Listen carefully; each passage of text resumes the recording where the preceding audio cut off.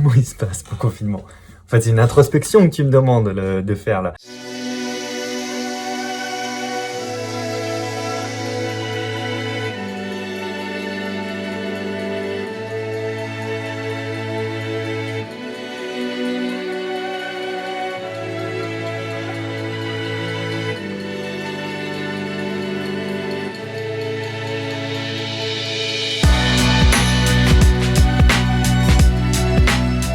Le confinement, en vrai, il se passe bien parce que moi, à part les spectacles, dans ma vie, on m'a pas retiré grand-chose. Les spectacles, c'est quand même un gros morceau de mon cœur, mais sinon, j'ai tendance à créer à la maison, à être énormément chez moi. Ma copine travaille aussi de chez elle, puisqu'elle écrit des romans et des vidéos aussi. Donc, on nous a pas retiré grand-chose, on nous a retiré l'occasion, en fait, d'avoir des contacts sociaux physiques avec d'autres personnes. Je pense, par exemple, à mes parents, ça, c'est douloureux pour moi, je devais aller les voir, là, je peux pas aller les voir. Mais sinon, en vrai, ça n'a pas changé énormément de choses et dans ma vie personnelle et dans ma vie professionnelle, si je mets de côté le spectacle, juste les personnes avec qui je travaille, on travaille tous à distance, mais on avait commencé le télétravail avant le début du confinement. Donc on était déjà télétravail ready en fait.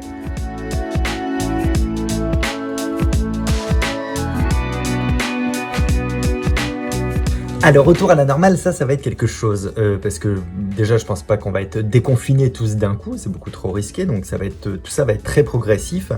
Moi, j'ai pris un cahier où j'ai fait une note dans ma vie perso et ma vie pro des choses qu'il va falloir que je pense à faire et dans quel ordre une fois qu'on sera déconfiné. Je crois vraiment que ça va faire un petit peu comme quand tu fais une détox digitale à quelqu'un.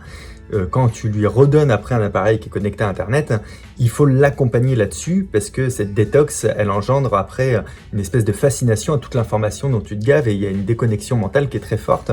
Et voilà, c'est normal, quand tu manques de quelque chose et qu'on te le redonne à foison, tu fais un peu n'importe quoi avec.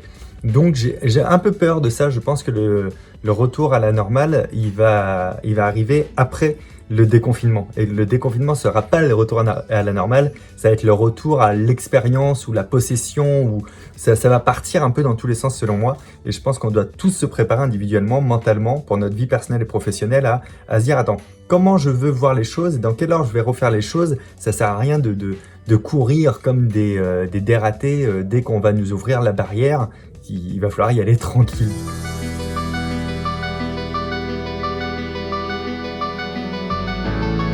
Moi, ce que j'ai abandonné de plus depuis le confinement, ce sont mes cheveux. Voilà, parce que vraiment, j'en pouvais plus de tous ces cheveux et j'ai pris, pour vous dire la vérité, la tondeuse de mon chien que je me suis passé comme ça. J'ai craqué un soir. Sinon, les nouvelles habitudes, je ne sais pas si j'en ai pris beaucoup. Il y en a une qui est hyper intéressante, c'est que quand même, on s'aperçoit qu'on n'est pas obligé de se déplacer en permanence pour se voir et d'utiliser des taxis, des Uber, des machins, des trucs. On peut aussi faire différemment à distance. On a découvert pour certains qu'on pouvait faire des choses comme ça à distance. Moi qui fais beaucoup d'interviews en radio ou en télé, on m'oblige toujours à venir à me déplacer à des horaires, il faut que ce soit timé et tout. En fait, là, on voit qu'on peut faire la même qualité à distance et je trouve ça intéressant. La deuxième chose qui est nouvelle dans ma vie, c'est que je cuisine beaucoup plus qu'avant. On a repris avec Céline, qui vit avec moi, l'habitude d'acheter des choses, de penser au menu, au repas et de se les faire. Et comme on fait partie de ces personnes un peu hyperactives, on avait quand même la commande facile. Donc ça, c'est bien. Et j'aimerais bien que ça continue parce qu'on maîtrise en plus où est-ce qu'on achète les produits, la traçabilité des produits, même si on se fournissait quand même chez des personnes qui sont safe de ce côté-là. On reprend aussi même le plaisir de cuisiner à deux qui n'était pas arrivé depuis peut-être 3-4 ans. Donc je veux que ça continue.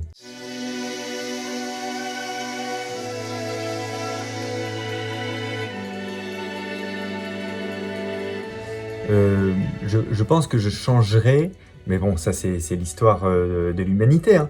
Je changerai la croissance comme angle de vision. Et je parle pas que de la croissance économique, hein, de cette envie de croissance permanente, donc plus d'argent, plus de dépenses, plus d'acquisition, plus de biens matériels, plus de production, plus de tout.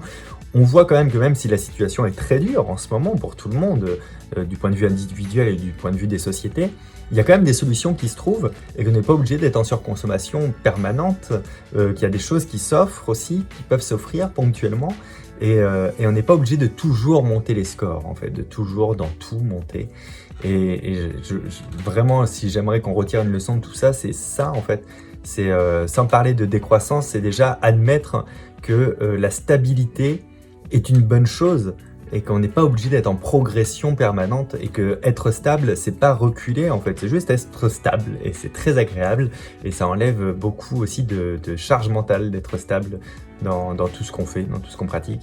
Donc ouais, peut-être revoir un peu pourquoi la croissance, ça nous fait délivrer de l'ocytocine, de la dopamine, de l'endorphine, etc. Et est-ce qu'on a vraiment besoin de ces shots de plaisir permanents et est-ce qu'on peut pas se contenter d'un truc un petit peu plus neutre?